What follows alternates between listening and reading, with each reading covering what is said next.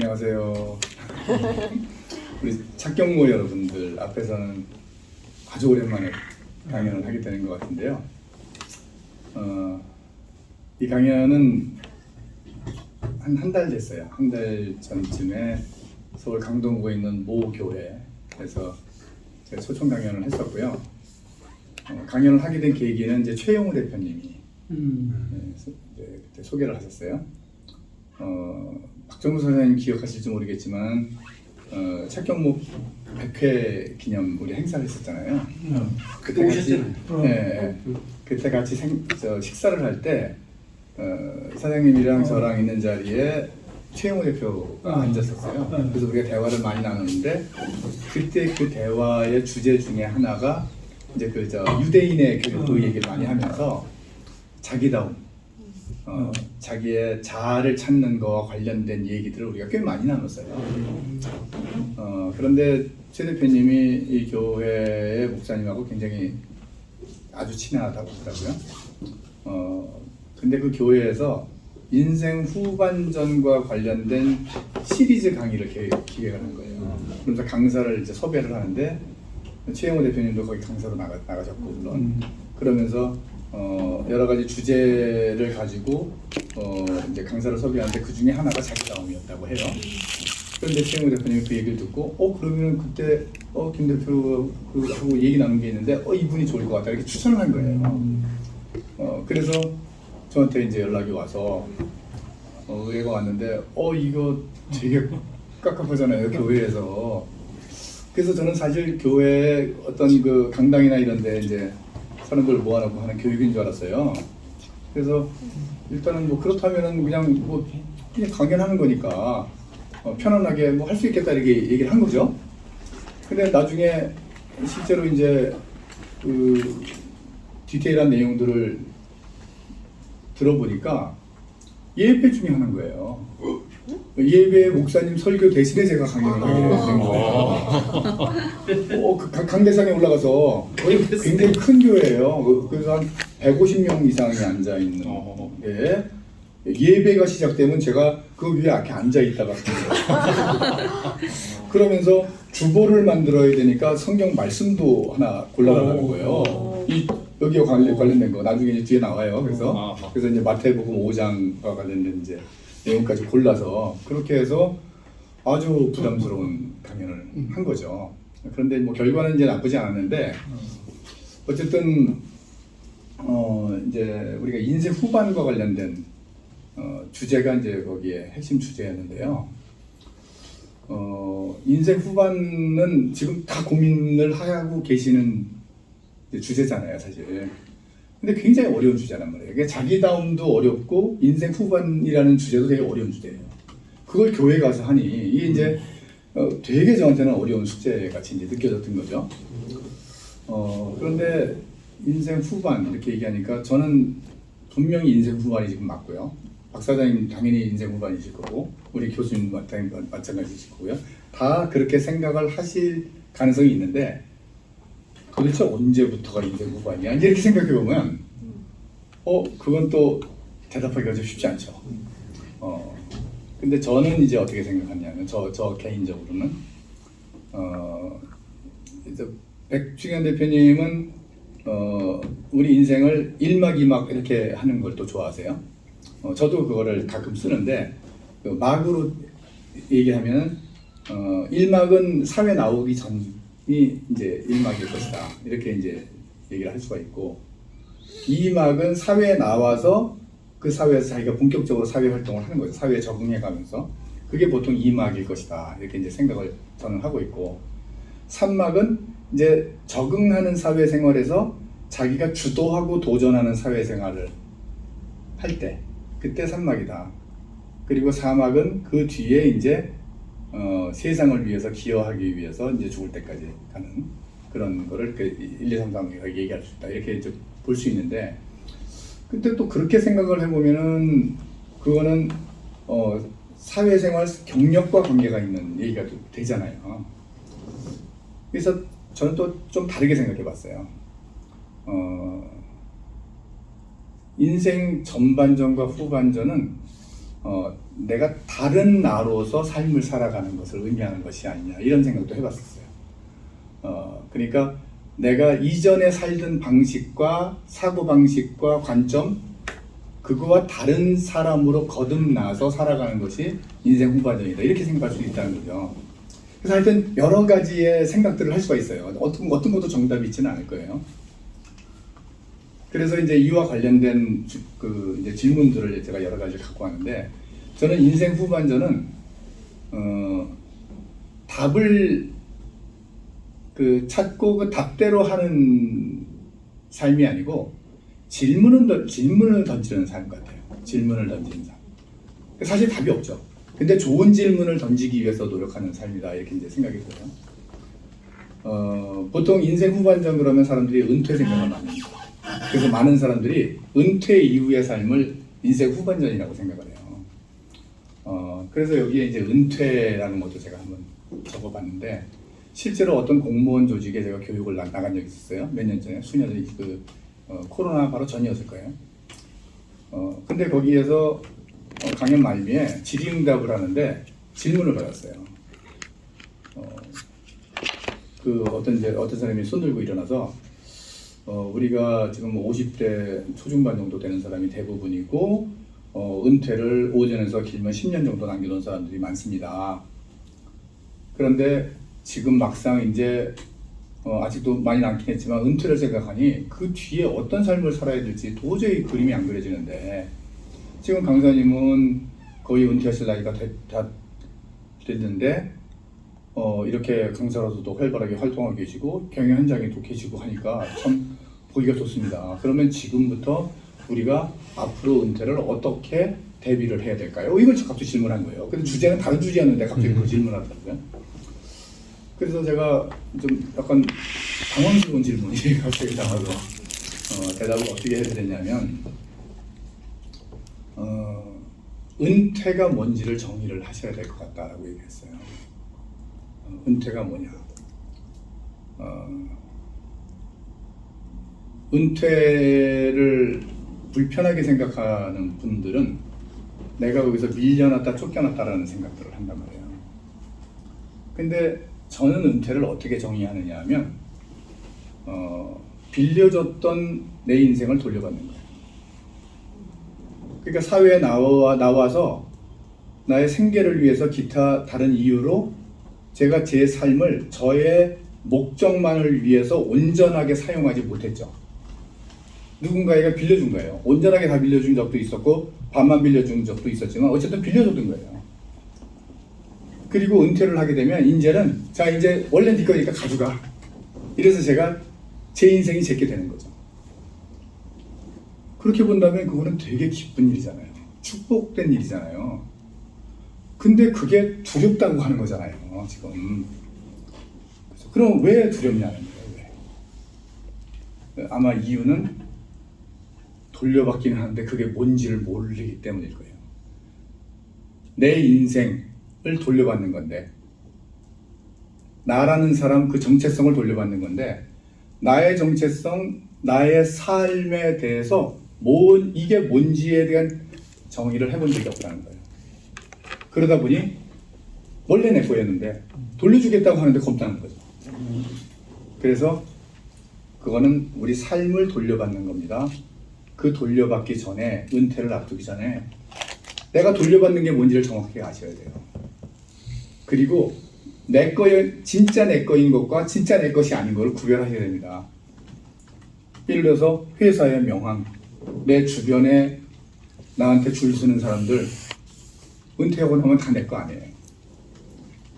진짜 온전히 내가 조직을 떠난 다음에도 내 거인 것들이 어떤 것인지 그게 지식이 되든 경험이 되든 인맥이 되든 뭐가 됐든 그거를 잘 발라내셔야 됩니다. 이제 이런 조언을 했어요. 이제 그렇게 하다 보니까 제가 예전에 했던 고민도 생각이 나더라고요. 제가 이제 직장을 여러 번 옮기게 됐잖아요. 이런 회사 저런 회사를 좀 맡으면서도. 그런데 아마 40대였던 것 같은데 그때 어떤 이제 회사를 옮겨가는데 갑자기 그런 생각이 드는 거예요.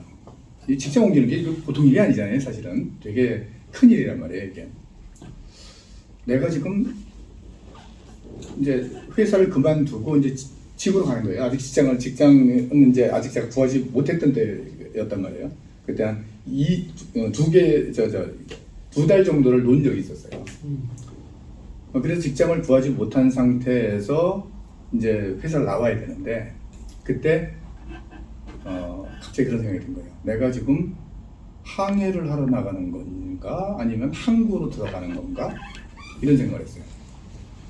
그러니까 우리 집이 항해를 하러 나가는 건지 항구로 들어가는 건지가 구별이 안 돼요. 그럼 그 반대로 얘기하면 내가 직장을 구하면 그거는 집으로 들어가는 건가 항해를 하러 고기 잡으러 가는 건가 반대로 얘기하면 그렇게 되잖아요. 근데 그게 말장난 같지만 되게 중요한 문제란 말이에요. 만약에 회사가 그 고기 잡으러 가는 항해를 하러 가는 거라고 하면 저는 다음 항해를 위해서 지금 집으로 들어가서 항구로 들어가서 정박하면서 모든 걸 추스리게 되죠. 근데 그게 만약에 반대라고 하면 안전하고 편안하게 생각이 됐던 회사 쪽에서 나와서 시베리아 쪽으로 항해 쪽으로 나온 그런 개념이 되잖아요. 집으로 오는 게 불편해지는 거예요. 이거하고 같은 개념인 것 같아요. 은퇴하고. 그래서 그런 이제 생각들을 했었기 때문에 아마 제가 은퇴를 나의 삶을 돌려받는 거다라고 생각한 게 아닌가 싶어요. 그래서 저는 그때 했던 그 결론이 나는 항구로 들어가는 거야. 자, 이제 나는 모든 것들을 다시 추스리고 다음번 항해를 준비해야 되는 것이 맞구나라고 결론을 내렸었어요.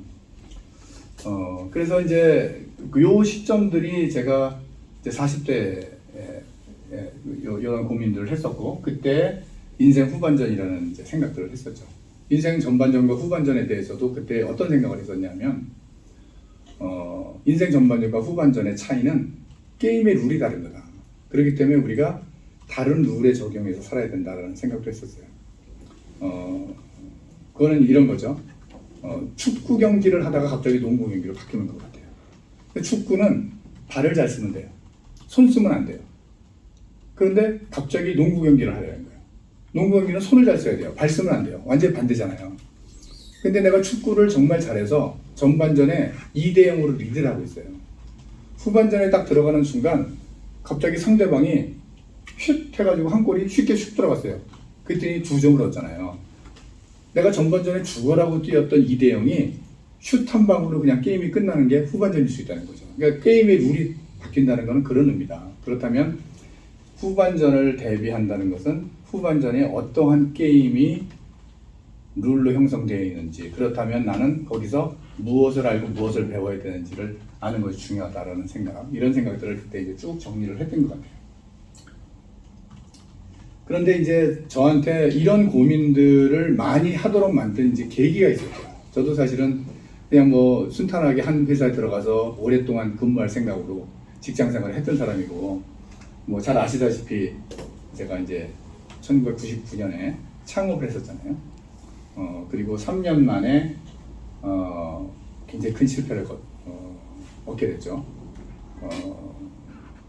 회사가 공경에 빠진 건 물론이고, 저는 이 회사가 이제 뭐 최종적으로 몰락하기 전 한 6개월 전에 회사를 떠났지만, 그때 회사를 떠날 때에 뭐 빚을 어마무시하게 지고 정말 코너에 완전히 몰린 상태였었어요. 한 달 한 달의 삶 자체가 유지가 되는 것이 거의 뭐 쉽지 않을 정도였는데, 더 큰 문제는 제가 자신감을 잃고 다음 스텝을 뭘 밟아야 될지에 대해서 전혀 알 수 없는 그런 공포 속에서 있었단 말이에요. 그런데 이 실패가 있었을 때가 2002년도예요. 1999년에 창업해서 2002년도에 이제 결국은 프리처에 몰락이 시작했으니까, 그때 그 실패를 겪은 다음에 회사를 떠나고 제가 직시에 있는 현실, 어마어마하게 진 빚과 떨어진 자신감과 뭐 참담한 그런 상황을 놓고 보면서 너무너무 화가 나는 거예요. 우리가 왜 인생에서 큰 일을 겪었을 때, 그거를 처음에 겪었을 때부터 시작해서 극복하는 과정까지 단계가 있다고 하잖아요. 맨 처음엔 패닉에 빠졌다가 그다음에 분노가 일었다가 뭐 좌절했다가 뭐 여러 가지 단계가 있다고 해요. 제가 다 기억을 못 하겠는데 저도 뭐 비슷하게 그걸 다 겪는 거죠. 그래서 처음에는 이렇게 돼요. 남 탓, 환경 탓, 운 탓해요. 사람들이 그렇게 믿고요. 그때 나를 공경에 처하게 만든 원인이 됐던 사람들을 하나하나 머릿속에서 색출을 해서 계속 비난하기 시작하고 그리고 재수 탓, 환경 탓 한단 말이에요. 근데 제가 여러 차례 그 인용을 한 스티븐 코비의 그 원이잖아요, 이게. 그죠? 스티븐 코비의 관심의 원, 영향력의 원인데 관심의 원에 계속 머무르는 거예요. 문제는 뭐냐면 내가 남 탓하잖아요. 잠시 마음이 편해지죠. 근데 그 사람은 내 얘기를 못 듣죠. 자기 인생 살아요. 제가 아무리 남 탓해봐야 개선되는 게 아무것도 없어요. 환경 탓, 운 탓 해봐야 환경과 운이 나한테 맞춰주지를 않는단 말이죠. 세상 돈 만드는 거예요. 그리고 매일같이 기분이 나빠지고 계속 제 마음만 병들어가는 거예요. 이 과정이 한 2달 정도 걸립니다. 2달 정도 지나니까 좀 생각이 조금씩 바뀌기 시작해요. 진정이 좀 되더라고요. 어느 날 이건 내 탓인데 이런 생각이 들었어요. 왜냐하면 내 탓부터 출발하지 않으면 아무것도 할 수가 없겠더라고요. 그러니까 내가 무엇인가를 바꿔야만 상황이 바뀌어요. 근데 온통 바깥의 것만 탓을 하고 있으니까 그냥 마음만 아프고 하나도 바뀌는 게 없는 거예요. 어느 날 내 탓이구나. 그리고 오늘 내가 이렇게 공경에 처한 거는 예전에 뿌린 씨앗의 열매구나를 생각하게 됐어요. 이게 내 탓이라는 게 사람들이 하기가 쉽지 않은 이유가 있을 거예요. 내 탓이 나쁜 방향으로 가게 되면 자학으로 가요. 나의 자존심을 땅에 떨어뜨려야 돼요. 그래서 겁이 나는 거예요. 그런데 자학적인 내 탓이 아니고 건설적인 내 탓으로 가게 되면 문제 해결의 출발이 여기인 것 같아요. 그래서 일단 내가 문제였구나. 그러면 나는 무엇을 해야 되지? 라고 이제 질문을 던지기 시작한 거죠. 그랬더니 이제 이런 질문들을 하게 돼요. 자, 이게 근본적인 질문인 거예요. 나는 공경에 처했지만 지금부터 내가 새로운 삶을 살아가려면 내가 어떤 삶을 살기를 원하는 거지? 내가 지금 어디로 가고 있고 어디로 가야 하지? 그렇죠? 내가 뭘 잘할 수 있지? 뭐 이런 이제 고민들을 하게 된단 말이에요. 이 고민들을 막 하다가 딱 만난 생각이 뭐냐면 내가 만으로 40세네? 2000년도에 만으로 40세였거든요. 40이라는 생각을 딱 하니까 내가 부록이구나. 지금부터 부록이 시작되는 거구나. 이렇게 생각이 든 거예요. 그런데 부록은 알겠는데 부록에 대한 의미를 정확하게 모르겠는 거예요. 부록은 학교 다닐 때 배웠는데 그건 뭐 시험에 나오니까 우리가 공부를 했겠죠. 근데 이걸 진지하게 생각해 본 적이 없는 거예요. 제가 이 나이가 되니까 이제 진지하게 이게 갑자기 다가오는 거예요. 부록이 뭐였지? 그래서 찾았어요. 의심이 없음, 세상에 미혹되지 않냐. 이런 식으로 나오더라고요. 심지어는 뭐 유혹에 빠지지 않으면 이런 게 나왔어요. 40이 넘으면 왜 유혹에 더 많이 오나요? 이상하잖아요. 이게 뭔지 모르겠는 거예요. 이 뜻만 갖고 도대체 왜 40이 부록이야? 얘기가 안 되는 거예요. 그래서 어느 날 이거를 좀 더 공부해보고 싶은 생각이 들었어요. 이 정확한 의미가 뭔지. 그랬더니 어떤 생각이 드냐면 공자가 얘기한 거잖아요. 공자가 요거만 달라는 게 얘기 안 했단 말이에요. 공자는 전체 쭉 맥락 속에서 40이 부록이다 이렇게 얘기했어요. 그 맥락이 어떤 거냐면 이런 맥락이었단 말이에요.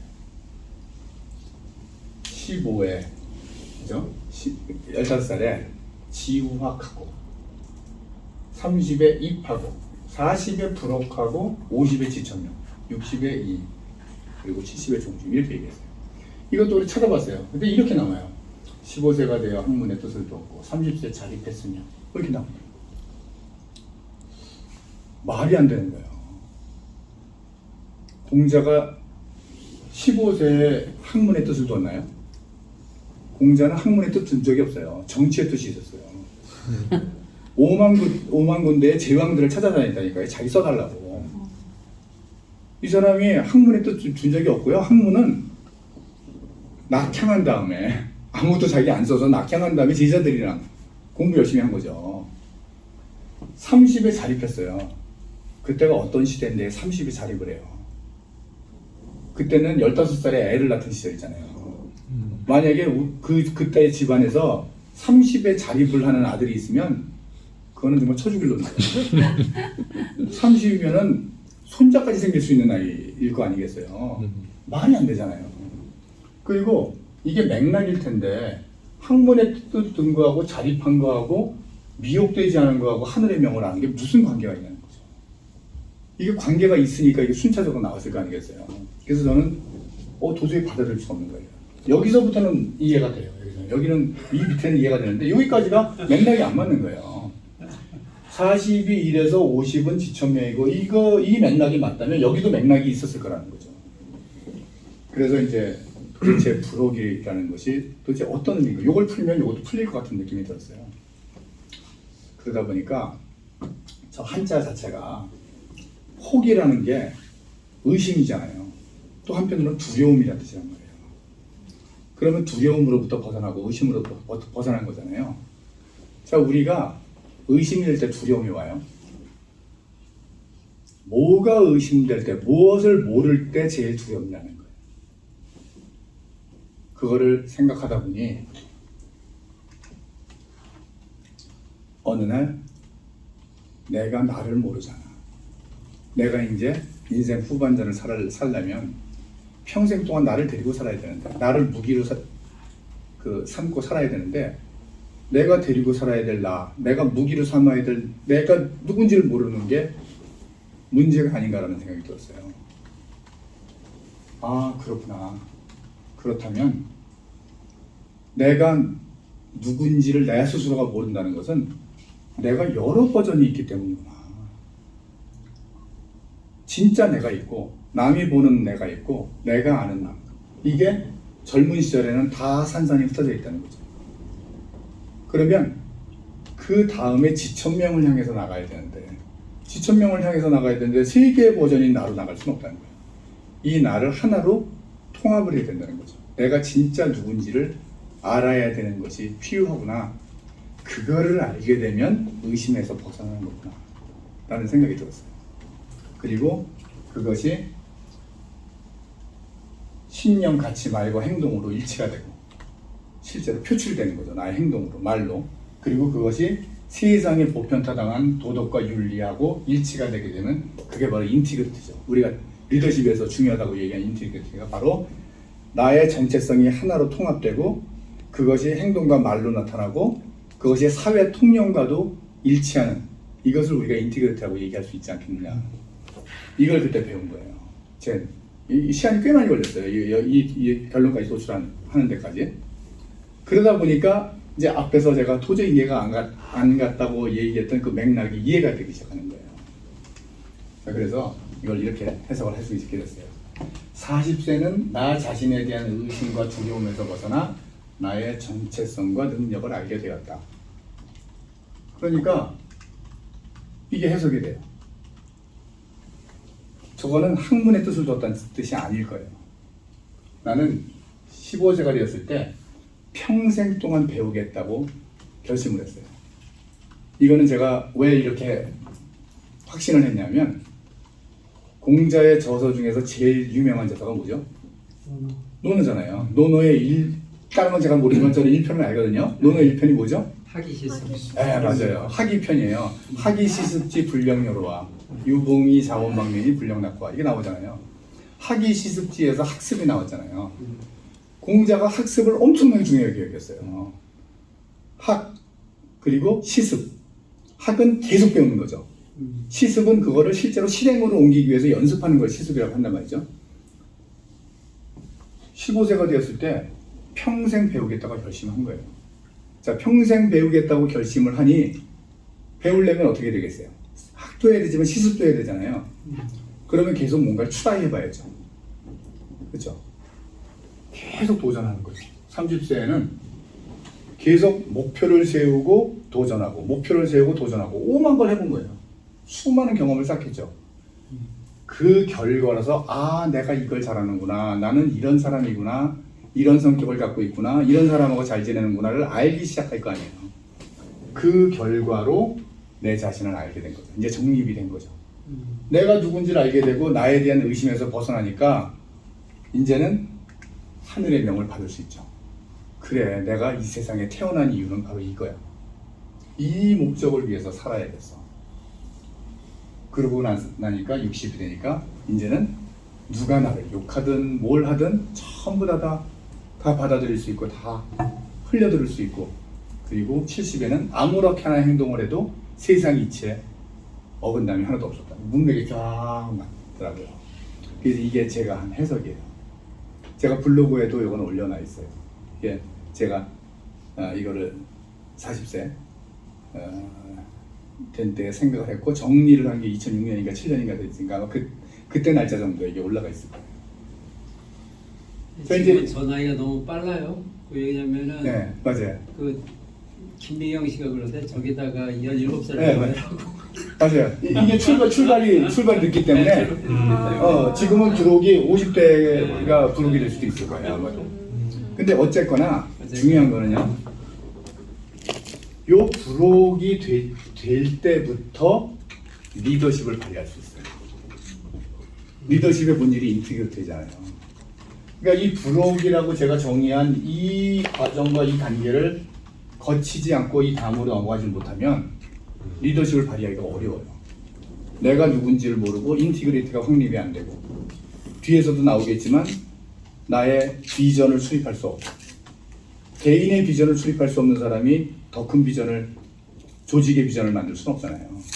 그렇기 때문에 이 부록이라는 단계는 아마도 공자도 굉장히 중요한 분기점으로 받지 않겠느냐라고 생각이 드는 거고, 저는 그래서 지금은 인생 전반전과 후반전을 이렇게 갈라도 좋겠다는 생각을 해요. 다른 사람으로 살게 되는 거죠. 나를 찾아가는 단계가 인생 전반전, 찾은 나로 무엇인가를 의미 있는 일을 하면서 살아가는 것이 인생 후반전이다, 이렇게 생각해도 좋을 것이다. 어떤 사람은 이게 일찍 올 수 있고, 어떤 사람은 늦게 올 수 있고, 어떤 사람은 은퇴 때 오고, 어떤 사람은 은퇴 전에 오고, 그렇죠? 그렇기 때문에 꼭 은퇴가 후반전이다 이렇게 얘기할 수도 없고, 뭐 여러 가지 그러한 예를 들면 인구 통계학적인 걸로 몇 살부터는 후반전이다 이렇게 얘기할 수도 없는 것 같아요. 저는 그래서 인티그리티를 확립을 해 나가는 과정이 전반전, 그 이유가 후반전이다. 그렇게 놓고 본다면 또 이렇게 얘기할 수도 있죠. 어떤 사람은 죽을 때까지 후반전 없이 산다. 그렇게도 얘기할 수 있을 것 같아요.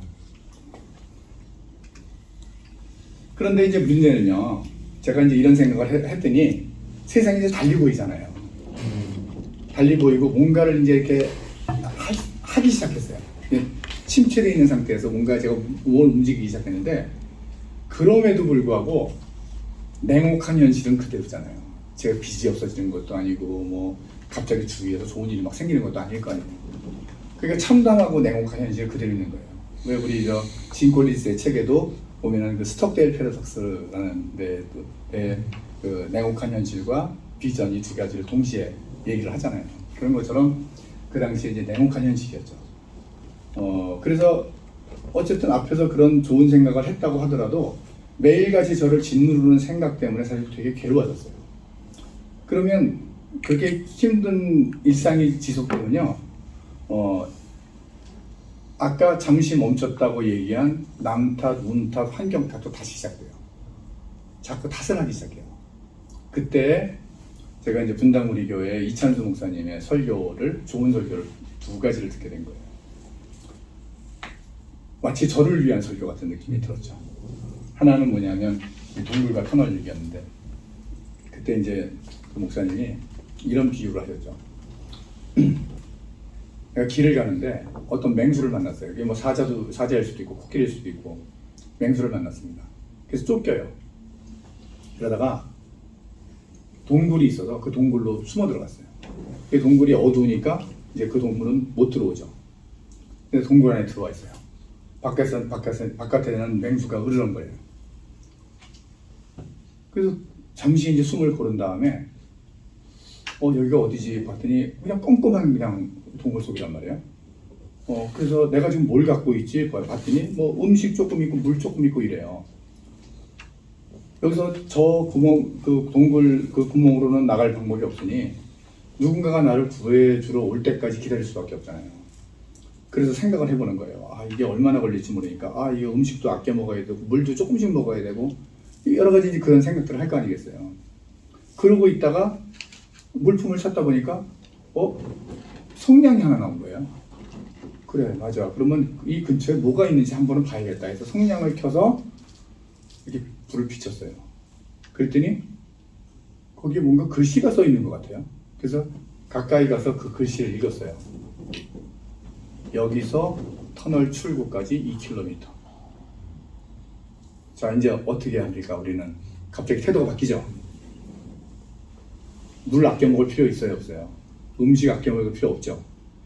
빨리 힘을 내야죠. 그래서 음식을 먹고 물을 마시고 그 방향으로 2km를 걸어가죠. 터널 출구가 있는 걸 알았으니까. 이 비유를 하시면서 이찬수 목사님이 우리 인생은 동굴 없어요. 다 터널이에요. 단지 터널의 길이만 달라요.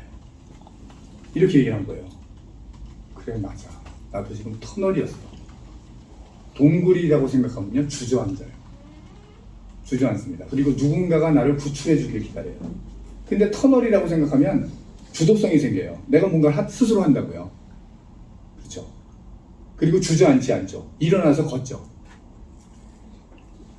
너무나 저한테 위로가 되는 그런 설교였었어요.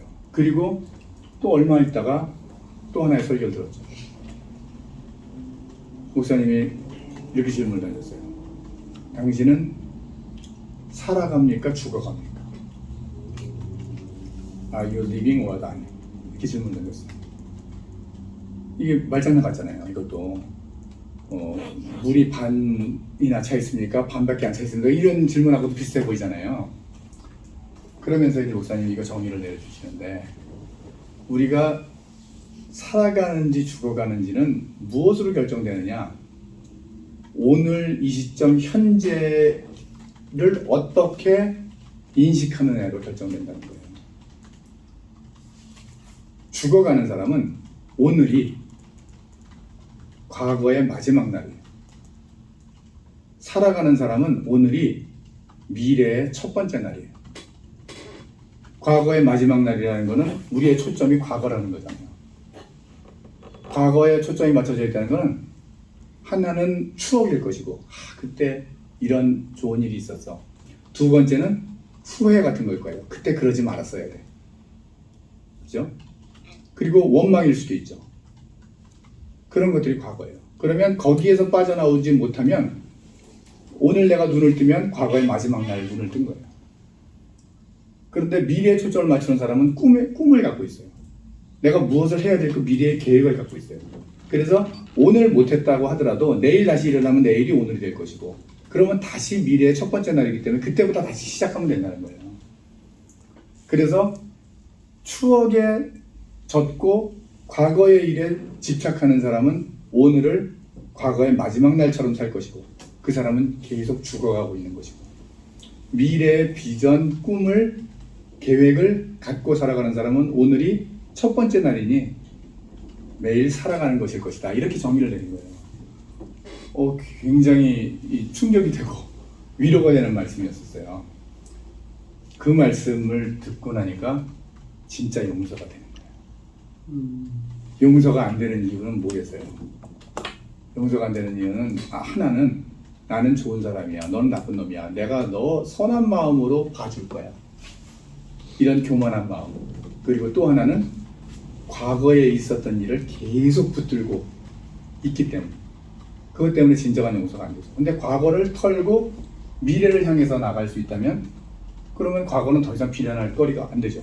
오히려 시간 낭비죠. 내 미래의 비전과 꿈이 있는데 거기에 들어갈 시간을 쓸데없는 데 쓰고 있는 거잖아요. 그런 생각이 들었어요. 그래서 제가 얘기하는 용서는 이때 제 생각에 성립이 됐었죠. 그러고 나니까 저는 살아가야 되잖아요. 살아가려면 꿈이 있어야 되잖아요. 그럼 나의 꿈은 뭐지? 이런 생각을 이제 하게 되지 않겠어요? 근데 우리가 꿈 이렇게 얘기하면 되게 이제 막연해요. 그래서 사실 그 꿈을 내 꿈이 이거다라고 이렇게 속 시원하게 얘기할 수 있는 사람이 그렇게 많지는 않단 말이에요. 근데 저한테 계기가 왔어요. 2006년, 7년 요때쯤이었을 거예요. 그때 김욱진 대표, 김수진 대표는 잘 아실 건데 PBW라고 하는 퍼스널 브랜딩 워크숍이라고 하는 메타 브랜딩이라는 회사에서 그 대표가 선한 의도로 만든 과정이었어요. 그래서 젊은 친구들 주로 젊은 친구들이 많았는데 거기에 이제 공고를 내고 그 사람들이 이제 이 1기, 2기, 3기 이렇게 모집이 되는데 같이 그 활동을 하면서 각자의 꿈을 설계를 하는 거예요. 꿈의 신전 뭐 이래가지고 파르테논 신전처럼 만들어서 나의 꿈은 이건데 지금부터 내가 계획을 이런 걸 할 거고 그걸 언제까지 할 거고 구체적인 계획은 어떻고 이런 걸 이제 꿈 설계하는 걸 도와주는 프로그램을 했었어요. 그래서 퍼스널 브랜딩 워크숍이라고 하는 PBW라고 하는 과정이었는데 그 대표께서 저랑 이제 그 이전에 좀 친분이 있어서 제 스토리를 알아요. 어느 날 저한테 그 스토리 혼자 알기 아까운 거니까 우리 PBW 과정에 꿈 설계하는 사람들이 꿈을 쫓다 보면은 좌절할 수도 있는데 그 좌절할지도 모르는 그 인생의 슬럼프에 빠질 수도 있을지 모르니 그 슬럼프에 관련된 얘기들 그걸 극복한 스토리를 미리 좀 얘기해 주시면 좋겠다.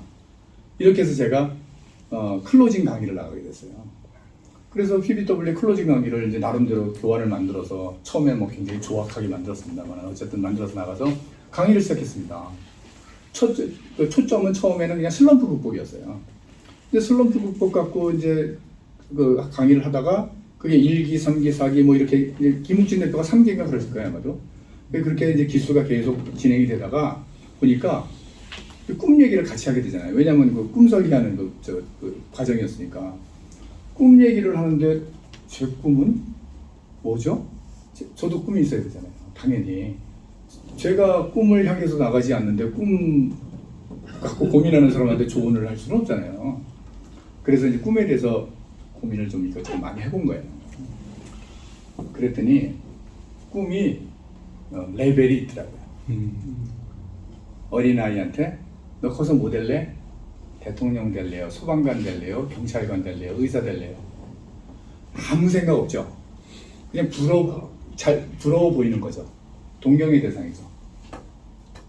보통 가장 유치한 수준에 있는 꿈이 이렇게 시작되죠. 무슨 마땅히 계획도 없고 자기에 대한 분석도 없이 그냥 뭐가 좋아 보이니까 나 그렇게 되고 싶어요. 이렇게 하는 게 가장 로우 레벨 꿈일 거예요. 그 다음에 꿈이 나 몇 살까지 아파트 한 채, 나 차 어떤 거 갖고 싶어. 뭐 예를 들면은 나는 뭐 사법고시 패스하고 싶어, 로스쿨 들어가고 싶어, 뭐 기타 등등. 나 언제가 되면 결혼하고 싶어. 이렇게 목표를 정해놓고 시한을 정해놓고 움직이는 그런 형태. 나는 뭘 갖고 싶고 뭘 성취하고 싶어 하는 그것을 우리가 꿈이라고 보통 이걸 제일 많이 얘기해요. 보통 이제 우리가 버킷리스트라고 얘기할 수 있는 부분들이 아마 여기에 해당될 거예요. 젊은 친구들한테 너 꿈이 뭐야? 라고 물어보면 대부분 이걸 얘기할 겁니다. 그런데 사실은 그거보다 더 상위의 꿈이 있죠. 내가 어떻게 살 것인가, 무엇을 위해 살 것인지, 그리고 죽을 때 나의 이름을 어떻게 남기고 사람들이 나를 어떻게 기억하길 원하는지와 관련된 그런 꿈이 있다는 거죠. 사실은 PBW에서 이 꿈을 키워줘야 되는 거였죠. 근데 그때 제가 목격한 거는 사실은 대부분 이 레벨에서 머물러 있었어요. 간혹 가다가 이 얘기를 하는 사람들이 있었습니다. 그냥 그러다 보니 이건 되게 어려운 꿈이잖아요. 이게 아마 이제 앞에 공자 얘기 나왔지만은 거기에 지천명에 해당되는 게 아마 여기 레벨일 거예요. 그래서 이 비전을 수립을 하려면 어떻게 해야 될까를 좀 고민을 해봤어요. 그리고 제가 이제 조언을 좀 해줄 수 있게 됐죠. 그래서 그 친구들한테 얘기해 준 게 뭐냐면 여기에는 세 가지의 조건이 필요할 것이다. 하나는 의미, 자긍심을 가질 수 있는 의미.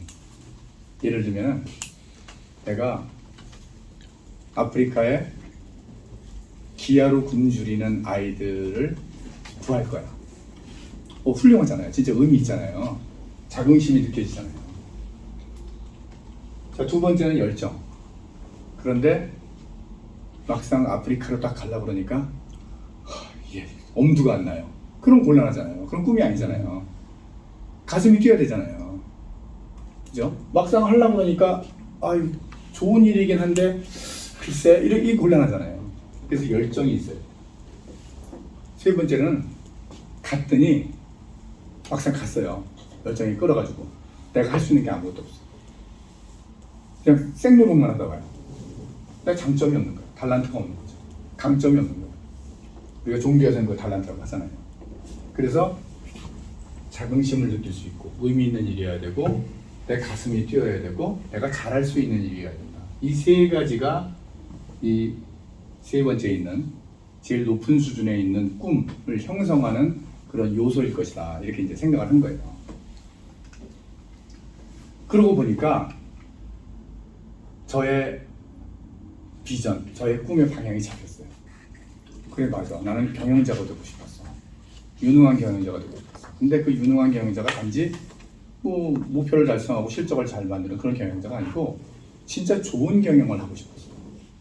그렇다면 지금 내가 경험하는 것, 이 사이클을 앞으로도 계속 돌리면서 배우고 적용하고 좋은 결과를 만들어내고 그 지식을 다시 공유하고 그거 자체가 나의 성장이고 나의 꿈일 수 있겠구나 이런 생각을 했었죠. 그래서 제가 턴어라운드 그 기회를 마다하지 않고 들어가서 그걸 계속 반복하면서 지식을 축적해 나갔던 이유였죠. 그러다 보니 길이 딱 생겼어요. 저기 이제 아까 부록부터 시작해서 나다움의 발견부터 출발해서 지금 말씀드렸던 그 단계를 쭉 거치는 과정에서 턴어라운드 성공도 반복적으로 체험하고 그리고 거기서 우리 구성원들이랑 같이 나눈 지식들 제가 교육을 시켰던 것들 뭐 이런 것들이 축적되면서 지식이 하나하나 체계를 잡기 시작했죠. 그리고 착경모가 시작됐어요. 책이 나왔어요. 아카데미가 그리고 연구소가 설립되고 지금도 현장에서 계속 제가 실천해보고 있죠. 이게 하나로 쫙 꿰어지는 거예요. 그러다 보니까 이 중간에 제가 어떤 생각이 들었냐면 어느 날 제가 친구 모임에 갔는데 제가 이제 3년마다 거의 회사가 막 계속 바뀌니까 오랜만에 만나는 친구들은 다른 명함을 주잖아요. 어느 날 그때 법조계에 있었던 걔는 평생 동안 한 직장만 다니는 친구였죠. 저한테 갑자기 조언이라고 하는 거예요. 야 임마 또 다른 명함 주냐? 너 이제 회사 좀 그만 좀 오겨라. 좀 진득하게 좀 붙어있어. 이렇게 얘기를 하는 거예요. 갑자기 그 얘기를 딱 들으니까 되게 약간 섭섭한 생각이 들었어요. 내가 진득하게 붙어있지 못하고 회사를 계속 옮겨 다니고 내가 철새처럼 이렇게 움직이는 건가? 그러다가 그건 아니다라는 생각이 들었어요. 그래서 그 다음부터는 그런 얘기를 들으면 제가 자신 있게 얘기할 수 있게 됐어요. 어떻게 얘기할 수 있게 됐냐면 아니야 나는 2002년부터는 한 회사만 다녔어. 근데 그걸 듣는 친구가 야 임마 농담 마 내가 받은 명함이 있겠는데 아니야 나는 한 회사만 다녔어. 나는 착한 경영 주식회사만 다닌 거야. 그리고 내가 어떤 회사와 오너들을 계속 채용했다가 해고했어. 내 방향하고 안 맞으면 내가 해고했고 나하고 같은 방향을 할 수 있으면 내가 채용했었어. 그 사람들은 나를 채용했다고 생각하고 내가 회사를 떠났다고 생각할지 모르겠지만 아니야 나는 한 회사만 다녔고 내가 그 사람들을 채용하고 해고했던 거야. 그리고 실제 그게 저의 마음이었어요. 왜냐하면 이 전체가 하나로 꿰어질 수 있게 됐기 때문에. 그렇죠. 제가 나름대로 저의 이제 꿈과 비전을 갖게 된 거예요. 그러니까 결국은 부록, 나의 정체성을 찾는 것, 내가 누구인지를 아는 것 통해서 공자는 지천명이 된다고 얘기했고, 그리고 스티븐 코비는 7가지 습관에서 첫 번째 습관이 주도적이 되라잖아요. 그 두 번째 습관이 끝을 생각하면서 시작하라. 이게 바로 사명이거든요. 인생의 목적을 셋업하라는 얘기잖아요. 같은 얘기잖아요. 그죠? 나다움이 바로 이거죠. 나다움을 찾는 거죠. 나다움을 찾게 되면 다음에 찾는 것이 개인의 비전이라는 거예요. 이 나다움과 비전을 또 다른 각도로 설명한 사람이 피터 생게예요. 그래서 피터 생게의 그림을 가져왔는데 이런 그림이 있잖아요. 여기 한 개인이 있어요. 개인을 잡아당기는 두 개의 힘이 있어요. 하나는 비전이 땡깁니다. 하나는 파워리스니스, 그러니까 나의 자괴감, 자신 없음, 이런 자기 스스로를 낮게 평가하는 그런 심리적인 요인이 나를 반대방향으로 땡겨요. 아니야. 이제 주저앉아. 더 이상은 안 될 거야. 해봐야 안 돼. 이런 느낌이 있다는 거죠. 우리가 모든 사람들이 마음에 그걸 갖고 있죠. 한쪽에서는 비전이 땡겨요. 이 비전이 만약에 없게 되면 이쪽으로 그냥 땡겨가질 거예요. 비전이 셋업이 돼야 되는 이유는 이 긴장을 만들 수 있기 때문이죠. 자, 이 중간에서 비전을 향해서 가요. 그러면 여기가 완화가 되죠. 여기가 많이 땡겨지니까 일로 완화가 될 거예요. 그 대신에 이쪽으로 더 땡기죠. 이걸 극복할 수 있어야 비전으로 가죠. 그런데 이쪽에 텐션을 이기지 못해요. 그래서 뒤로 물려갑니다. 그러면 비전이 땡기죠. 비전으로부터 멀어지니까. 자, 비전 쪽에 텐션이 아주 강해지면 두 가지 방법이 있어요. 이 텐션을 다시 늦추기 위한 두 가지 방법이 있어요. 하나는 비전 쪽으로 다시 가는 거죠. 그러면 이쪽의 텐션을 극복해야 된다고 했잖아요. 근데 그거보다 더 쉬운 방법이 있죠. 뭐겠어요? 비전을 낮추는 거죠. 그게 시스템 사고에서도 목표의 침식이라는 용어가 붙어 있을 정도로 끊임없이 사람들은 목표에 도전하다가 좌절을 하죠. 좌절을 하면은 다시 도전을 해야 되는데 목표를 낮추죠. 사업계획 목표도 계속 낮아지고, 그래서 도전 목표가 계속 낮아져요. 그래서 피터 생게는 이 비전을 셋업을 하고 이 비전을 향해서 감정적 긴장을 극복하고 계속 나가는 힘, 이 과정을 우리가 개인적 숙련이라고 얘기했어요. 이 개인적 숙련을 해내지 못한 사람은 비전을 공유할 수 없다는 거예요. 왜냐하면 나의 비전이 없는데 어떻게 남의 비전을 공유할 수 있느냐는 거죠. 비전 공유의 첫 번째 조건은 그 공유를 해야 되는 개개인들이 퍼스널 메스터리를 통해서 비전을 셋업하고 비전을 향해서 창조적 긴장을 즐기면서 비전을 향해서 나아가는 그런 구성원으로 구성되어 있을 때 비전 공유가 가능하다. 이렇게 피터 생게는 얘기해요. 그래서 피터 생게의 5개의 디스플린, 첫 번째가 시스템 사고잖아요. 그 다음엔 순서가 있거든요. 시스템 사고는 모든 거에 적용되니까 첫 번째 나온 거고, 나머지 4개가 순서가 있어요. 두 번째가 개인적 숙련이에요. 세 번째가 뭐냐면 개인적 숙련이 되고 나면 세상을 다른 관점으로 보게 되잖아요. 아까 제가 앞에서 본 것처럼 얘기한 것처럼 부록을 중심으로 해서 위아래가 전반전 후반전으로 나눠질 수 있다 이렇게 말씀을 드렸잖아요. 관점이 달라져요. 세상을 바라보는 그거를 멘탈 모델이라고 하죠. 그래서 개인적 숙련을 통해서 멘탈 모델이 다시 재정립돼요.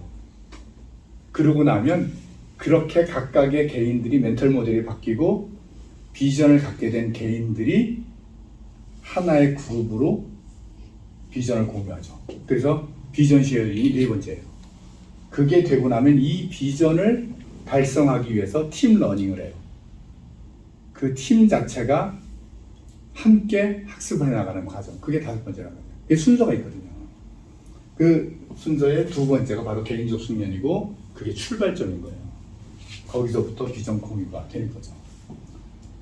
자, 이제 이런 과정을 거치니 저는 이제 여기까지는 만들어낸 거 아니에요. 그러면 비전 공유 쪽으로 가야 되잖아요. 자, 그러면 어떻게 비전 공유를 할 것인가? 그때 이찬수 목사님 설교가 하나 또 저한테 와닿았었어요. 이찬수 목사님이 설교 중에 꿈 넘어 꿈을 얘기했어요. 꿈 넘어 꿈. 꿈 넘어 꿈이 뭐냐면 우리가 은총을 받아요. 은혜를 받아요. 은혜가 흘러넘쳐요. 흘러넘치면 흘려보내야 된다는 거예요. 그걸 나한테 계속 담아두면 안 돼요. 흘려보내는 것이 그게 맞는 거라는 거예요. 근데 흘려보낼 때 어떻게 흘려보낼 거냐? 그게 바로 꿈 넘어 꿈이라는 거죠. 내가 은혜 받고 내가 축복받고 응답받고 거기에 매여 있을 것이 아니고 세상을 위해서 더 큰 대의를 위해서 무엇인가를 해내는 걸 우리가 꿈 넘어 꿈이라고 하자라는 거예요. 그래서 분당 우리 교회가 실제로 그거 관련된 몇 개 사업을 지금도 하고 있고 이제 수행을 했었죠. 그리고 리 워렌 박사, 리 워렌 목사, 그 밀로 교회인가? 세들백 교회에서 리 워렌 목사님의 목적이 이끄는 삶이라는 책이 있어요. 제가 종교뿐만이 아니고 저의 개인 삶에서 굉장히 저한테 영향을 미친 중요한 책으로 제가 생각하는 책인데 이러한 이 설교와 이 책을 통해서 그리고 아까 앞에서 소개해드린 피터 생게 그 책에 나온 이론 그거를 가지고 생각을 해보니 이 가츠 비전을 회사에서는 컴퍼니스 비전이라고 이거 대입을 하게 되면 개념이 똑같아요. 요거는 제가 교회에서 해야 되기 때문에 이걸 가츠 비전으로 갖다 놓은 거예요. 이걸 컴퍼니스 비전이라고 하게 되면 회사에서 똑같이 얘기를 할 수 있습니다. 결국은 마이 비전이 있는 사람들이 비전 쉐어링을 하는 거예요. 근데 컴퍼니 비전 혹은 교회에서의 가츠 비전은 마이 비전하고 달라요. 그게 다르다고요. 피터 생게는 뭐라고 얘기했냐면 사람들로 하여금 회사의 비전을 받아들이도록 하는 것이 비전 쉐어링이 아니라고 얘기했어요. 사람들의 비전이 공통분모가 생기도록 회사의 비전을 만드는 책임이 리더에게 있다고 얘기했어요. 그러니까 비전 쉐어링이라는 것은 회사의 비전을 만든 다음에 강요하는 것이 아니라는 거예요. 함께 만들어가는 거라는 거죠. 그리고 일치될 수는 없어요. 공통분모가 있을 뿐이에요. 사람들은 그 피터 생게의 주장, 사람들은 회사의 비전에 헌신하지 않는다는 거예요. 사람들은 개인의 비전에 헌신한다는 거예요. 근데 공통분모가 있어야 개인의 비전에 헌신하면서 회사의 비전이 이루어진다는 거죠. 근데 이 두 개가 떨어져 있으면 회사의 비전은 액자로만 걸려 있고 개인의 비전은 자기 각자 열심히 하는 이런 문제가 발생한다는 거죠. 그래서 이 공통분모를 찾아야 되는데 이걸 종교적으로 보면 이제 이게 소명이잖아요. 그러면 결국은 제가 앞에서 저 나름대로의 꿈의 방향성을 잡았어요. 자, 이제 이게 더 큰 대의의 일부가 되어야 되잖아요. 이걸 연결시켜야 되잖아요. 그게 피터 생게가 얘기하는 비전 쉐어링이란 말이에요. 근데 피터 생게는 비전 쉐어링을 얘기하면서 비전 쉐어링을 하는데 여러 버전이 있다고 얘기했어요. 그 쉐어링의 정도에 따라서 이렇게 여러 가지가 있다고 얘기했습니다. 가장 높은 수준이 헌신, 커미트먼트예요. 커미트먼트는 뭐냐면 그래, 그게 바로 내가 원하는 거야. 나는 내 인생을 그걸 위해 살래. 이게 커미트먼트예요. 만약에 회사에서 이런 일이 일어난다 그러면 이건 뭐 어마어마한 조직이 되겠죠. 그죠? 참여는 뭐냐? 요거보다 약간 약한 거예요. 어떤 식이냐면 그래, 그게 바로 내가 원하는 거야. 내가 그것을 전적으로 위해서 살지는 못하겠지만 적극적으로 내가 참여해서 모든 것들을 할 거야. 이게 참여예요. 이거는 인생이 바뀌는 거예요. 그것 때문에. 이거는 그 정도는 아니지만 필요한 걸 다 하는 거예요. 순종은 뭐냐? 순종은 그게 내가 원하는 거야는 아닐 수 있어요. 나의 비전은 아니에요. 근데 훌륭하네. 말 되네. 그렇다면은 따라할 만한 가치가 있지. 진정은 그게 진정한 순종이에요. 형식적인 순종은 그래, 말 되네. 말 돼. 근데 뭐 내 생각하고는 좀 많이 다르네. 내가 뭘 했으면 좋은지 얘기해봐. 그럼 그건 해줄게. 이게 형식적인 순종이에요. 마지못한 순종은 뭐 여기 말 그대로 안 하면 나 자를 거지. 내지는 아니면은 뭐 준 다음에 이렇게 뭔가 다른 이유 때문에 하는 거죠. 저기서 컴플라이언스가 우리말로 순종이라는 말이 제일 적절할까요? 이거 유정식 대표의 번역을 제가 갖고 왔고요. 순종 아마 고민을 많이 했을 것 같아요. 이 컴플라이언스 해석하기 정말 어렵잖아요. 어렵죠. 이게 보통 우리가 순종하면 오베이라는 단어. 근데 요거 컴플라이언스는 이 주로 준법 같은 데서 쓰잖아요. 준법을 할 때 어떤 것들이 있는데 그거를 준법 정신에 의해서 따라한다 이럴 때 컴플라이언스를 많이 쓰고 실제 그래서 준법위원회도 우리 그 컴플라이언스라는 용어를 쓰거든요. 그렇죠. 그런 개념이라고 봐야 될 것 같아요. 근데 오베이는 그야말로 위아래 상하관계가 있는 것이고. 그래서 우리가 보통 순종이라고. 요거는 오베이라는 단어. 그렇죠. 근데 그 용어하고는 좀 느낌이 좀 다르죠. 어쨌든 번역이 이렇게 돼서 저도 이렇게 갖고 왔어요. 불응이라는 거는 그 책에 번역이 이렇게 돼 있어서 불응은 나는 내 생각은 달라. 나는 절대 그렇게 못해. 이거는 거부하는 거죠. 무관심은 그러거나 말거나 이렇게 되는 거죠. 그래서 피터 생계는 여기까지 진정한 순종까지가 실제로 비전 쉐어링을 할 때 그 비전이 작동하는 단계다 이렇게 얘기해요. 이 밑으로 내려가면 위험해진다는 거예요. 그렇게 본다면 우리도 그게 하나님의 비전이 됐든 회사의 비전이 됐든 헌신 참여 그리고 진정한 순종 릴레이 요 부분에서 어떻게 이 공통분모를 찾고 소명을 찾을 것인가를 고민을 해야 되는 거 아니겠어요? 그래서 제가 그 버전을 여러 개로 생각을 해봤어요. 아마 이게 요 각각이 하나의 서로 다른 종교관이 될 수도 있고요. 어떤 그 사람의 삶의 태도나 방식 같은 것도 될 수 있을지 모르겠어요. 그게 이제 컴퍼니 비전으로 또 대치하면 회사에서 얘기하는 얘기로 다 대치가 될 수 있다고 저는 생각이 드는데 일단 교회 중에서 얘기를 해보면 완전히 부분집합으로 이렇게 포함이 되는 경우가 있죠. 하나님의 비전에 나의 비전이 완전히 부분집합이에요. 아마 성직자의 삶일 거예요. 교회 안에서 자기 소명이 있는 거예요. 그야말로 성직자의 삶이 될 겁니다. 자기 인생을 여기다 헌신하게 되는 거죠. 그러니까 두 번째는 조금 전에 앞에서 봤던 거하고 비슷해요. 하나님의 비전과 나의 비전이 공통분모가 있고 여기가 소명이 이제 형성되는 구간이죠. 이거는 내가 살아가는 일상 속에서 자기의 소명을 찾았고 그것이 하나님의 비전하고 연결되어 있는 어찌 보면은 제가 생각하기에 가장 바람직한 일반인에게는 가장 바람직한 그런 종교관이나 종교생활이 아니냐라는 생각을 저는 해요. 성도들이죠. 성도들.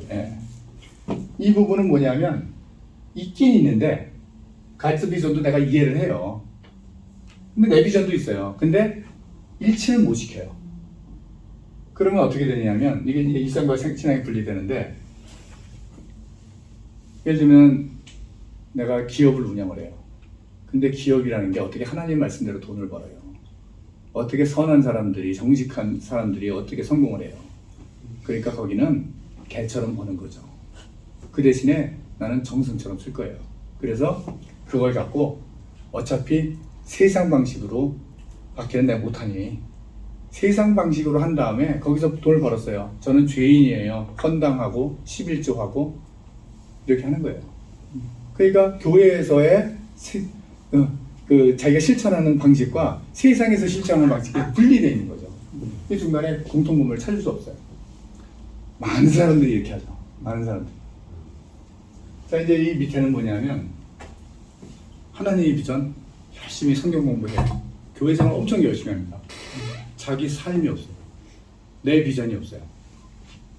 자, 내 비전이 없으면 결국은 아까 비전 쉐어링도 안 된다 그랬잖아요. 진짜 미성숙한 거죠.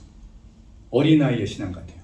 이 신앙은 뭐냐면 계속 주세요를 반복하죠.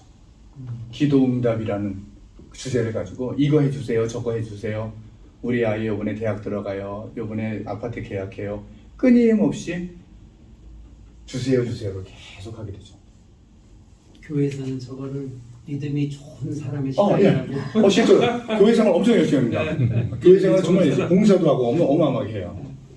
자, 이건 뭐냐면 마이 비전이 있어요. 근데 가스 비전 그런 거 없어요. 이거는 안 믿는 사람이죠. 그죠? 자기 비전만 열심히 추구하는.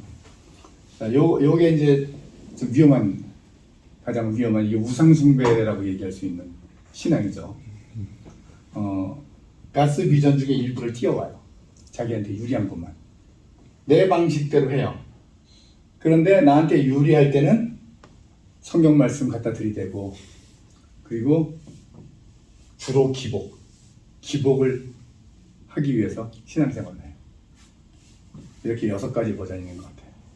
그래서 우리가 종교생활도 마찬가지고 기업에서의 비전 쉐어링도 요와 같은 모델로 가야 되는 게 아니냐 이렇게 생각을 저는 하는데, 근데 이제 이거를 신앙과 관련된 얘기를 사람들하고 얘기하다 보면 자꾸 이 첫 번째 것들, 우리 소명을 얘기하면 자꾸 첫 번째 걸 잡고 얘기해요.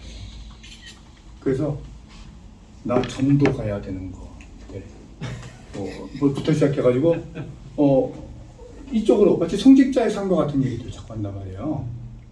그래서 꽤 오랫동안 종교 생활을 한 사람도 같이 이렇게 대화를 하다 보면 자기 일터를 마치 이게 가지 말아야 될 것을 가는 마치 전쟁터 가듯이 생각을 하고 거기서 오만 일상에 시달려서 힘겹게 하다가 다시 교회 가가지고 위로받고를 계속 반복하는 사람들이 많아요. 그리고 그 사람들하고 소명 얘기를 하면 되게 힘들어해요.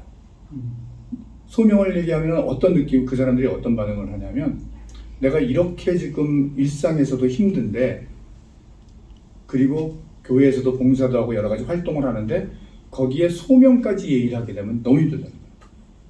왜 그러냐면 그 소명을 여기서 찾았어요. 근데 제가 그 대화를 하는 중에 저는 그 소명을 저의 일상에서 찾는다고 얘기를 해요. 처음에 못 받아들이는 거예요. 왜냐하면 일상은 악으로 가득한 곳이고 피해야 될 곳이라고 생각을 하는 거죠. 그러니까 거기서 소명을 어떻게 찾느냐고 생각을 하는 거예요. 거기는 벗어나야 될 곳, 마지못해서 가는 곳, 내가 생계를 위해서 가는 곳이라고 생각하더라니까요. 이거를 그래서 설명하기가 좀 어려웠는데, 제가 다니는 분당 하나교회는 분당 이제 그 우리 교회에서 분립개척된 29개 교회 중에 하나예요. 거기에 이제 김인영 목사님이 어느 날 이런 설교를 하셨어요. 이거와 관련된 설교를 하셨어요. 이 마태복음, 아까 제가 앞에서 주보에 찍혔다는 마태복음 5장 13절에서 16절 말씀인데, 빛과 소금이 여기 얘기가 나오거든요. 우리가 이제 보통 빛과 소금 하는 그 내용이 여기 나오는데, 너희는 세상의 소금이니, 그리고 두 번째, 너희는 세상의 빛이라.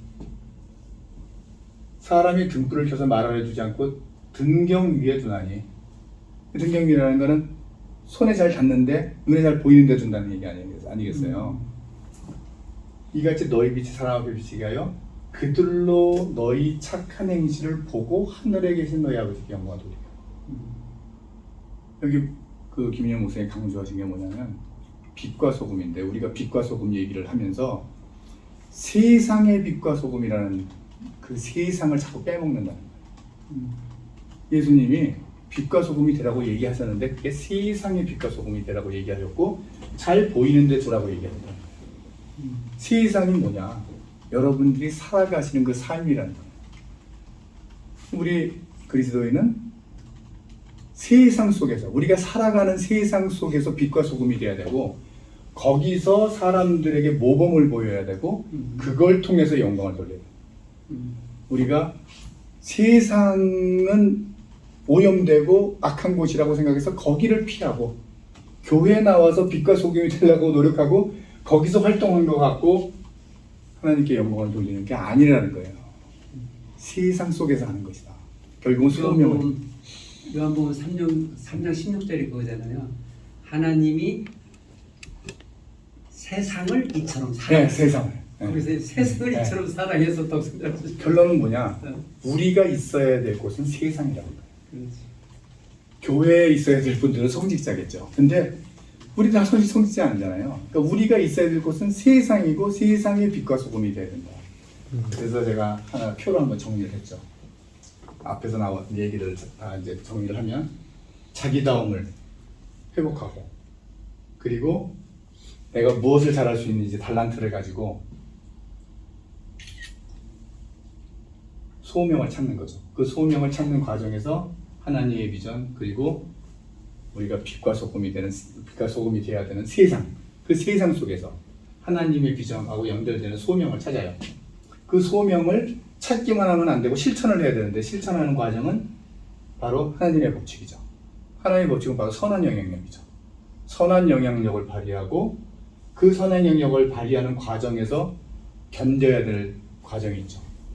많은 연단을 받게 될 거니까. 그 연단을 견디면 결국은 풍성한 열매가 열릴 거예요. 이 풍성한 열매는 내가 뭘 많이 가지게 된다는 것이 아니죠. 풍성한 열매는 결국은 하나님의 의도가 실행되는 거죠.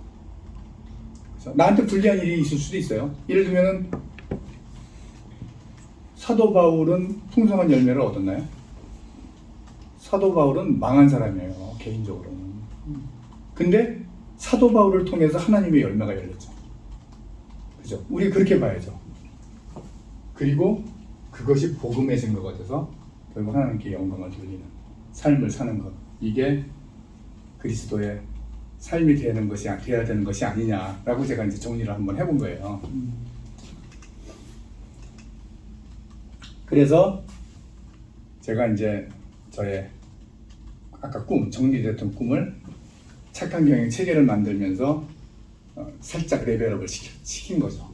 선한 영역의 선순환으로 탁월함을 이루는 경영, 바로 선을 세 가지로 해석을 한 거예요. 예전에는 제가 두 가지로 나눴었는데 한 가지를 더 추가하는 건 아니고 갈라놨어요.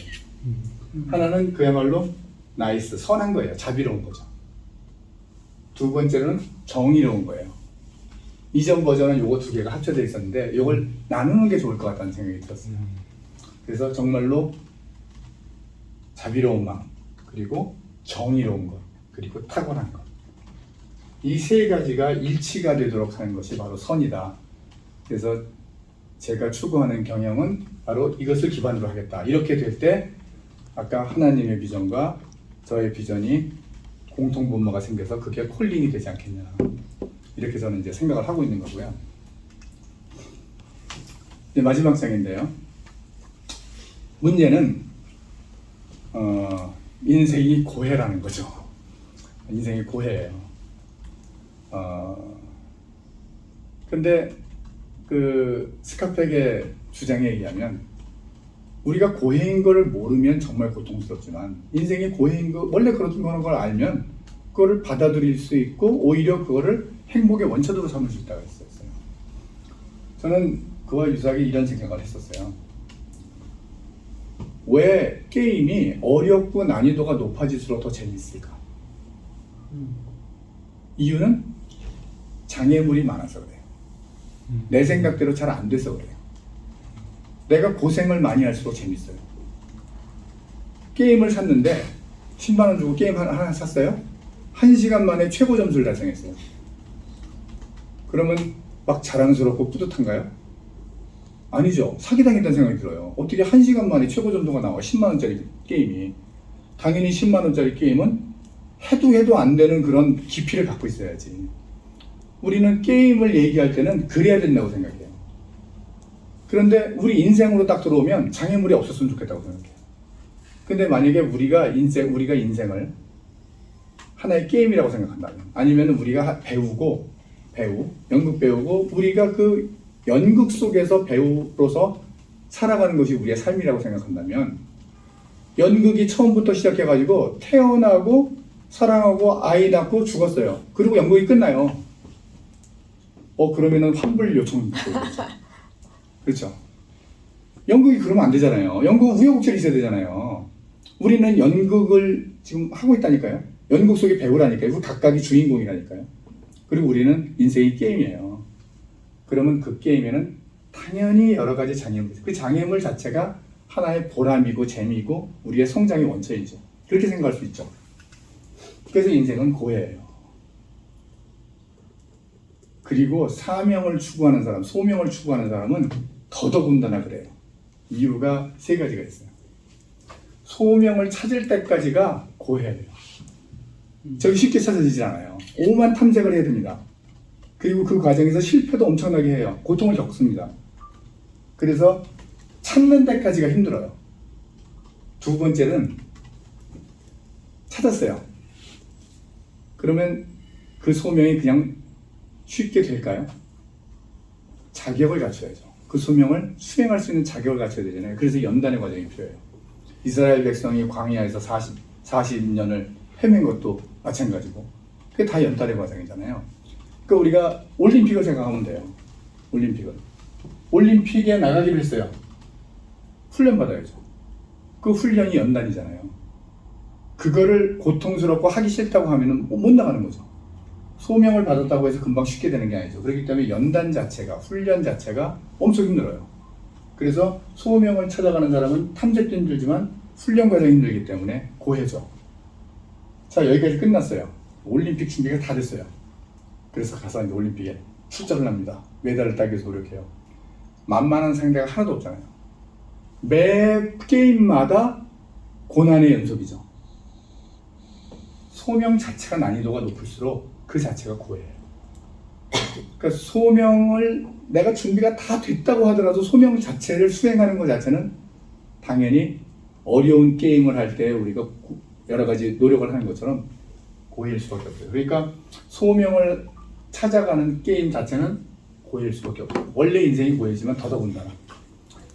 그런데 이게 보람이 있는 이유는 바로 거기서 우리가 의미를 찾을 수 있고 성장을 할 수 있고 그리고 나중에 결과적으로 우리가 성취를 할 수 있고 이런 것들 때문일 거예요. 그래서 오늘 마지막으로 정리를 하면 결국은 중요한 거 4가지로 제가 정리했는데 나의 인생을 나로 살아가는 것 이게 출발점이다. 그게 자기다움이다. 인생 후반전 특히 은퇴는 내가 나를 돌려받는 거다. 자기다움을 회복하지 않고 인생 후반전은 그리고 은퇴 이후의 삶은 쉽지 않을 것이다. 두 번째로는 나를 찾았으면 자기다움을 찾았다면 헌신할 만한 가치가 있는 목적 이게 이제 우리가 소명이라고도 얘기할 수 있고 마이 비전이라고도 얘기할 수 있는데 그러니까 마이 비전이죠. 마이 비전을 만들고 그게 꿈일 수도 있고 비전일 수도 있는데 거기를 향해서 나가는 거죠. 그리고 그것을 세 번째 더 큰 비전에 연결시키는 거죠. 더 큰 대의의 일부가 되도록 하는 거죠. 그리고 자기가 받은 달란트를 발휘해서 세상의 빛과 소금이 되는 거죠. 우리를 세상에 보내시면서 소명을 주시면서 소명은 모든 사람이 부여받았어요. 단지 찾지 못할 뿐이죠. 그래서 소명을 어떻게 찾느냐와 관련돼서 저의 아이디어는 어느 누구도 임무를 부여하고 사람을 보낼 때 도구를 딸려 보내지 않는 경우는 없을 것이다. 그렇죠? 도구가 있을 거예요. 그 도구가 달란트일 거예요. 만약에 내가 갖고 있는 달란트, 은사를 알 수 있다면, 찾을 수 있다면 그러면 그와 관련된 소명이 나한테 있을 것이라고 생각을 하는 거죠. 저도 예전에 그 생각을 했었어요.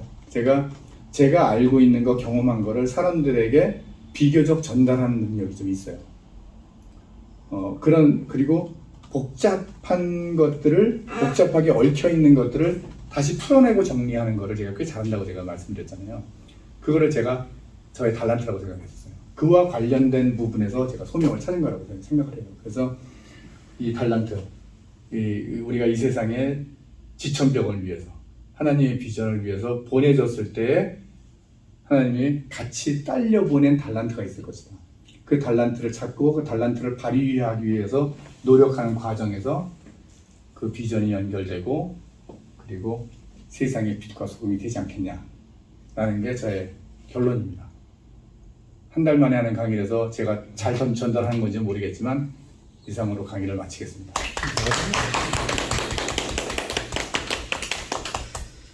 대표님 궁금한 게 네. 그 꿈과 비전에 대해서 이렇게 생각을 정립하신 다음에 네.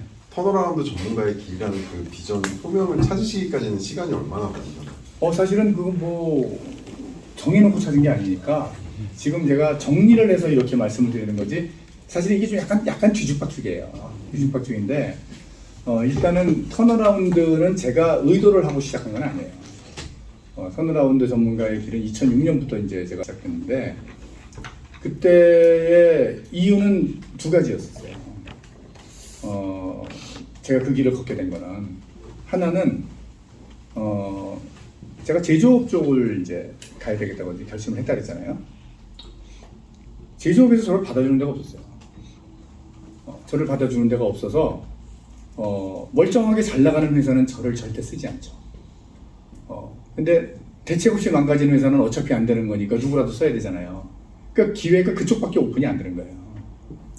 그 다음에 또 한 가지는 뭐냐면 제가 온전하게 하나의 회사를 저의 방식대로 저의 의사결정에 입각해서 운영을 해보는 경험을 쌓고 싶었어요. 그게 꼭 턴어라운드가 아니더라도 회사의 규모가 크건 작건 간에 저의 니즈가 그게 있었고 오픈된 기회가 망가진 회사밖에 없었다는 거예요.